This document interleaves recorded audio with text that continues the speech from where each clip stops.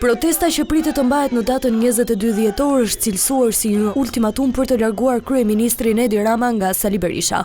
Në një bashkëbisedim me qytetarët online, Kryedemokrati i ftoi që t'i bashkohen. Ne dalim në protestë hanën për të shënuar fillimin e revoltës popullore për largimin e Edi Ramës. Tubimi së hënës tha Berisha është vetëm sinjali i parë, ndërsa paralajmëroi dhe lëvizje të tjera. Kemi të drejtë të në marrim çdo mas kundër tij për ta nxjerrë nga pushteti. A do shkojmë në drejt saj? Absolutisht po. Ne jemi një diktaturë. Ne duhet realizojmë se jemi në një diktaturë. Madje ftoi dhe forcat e tjera politike opozitare. Unë përshtes zotin Llapaj që proteston aty. Jep shembull personal. Jemi të hapur ndaj partisë tij, jemi të hapur ndaj partisë së zotit Shehu.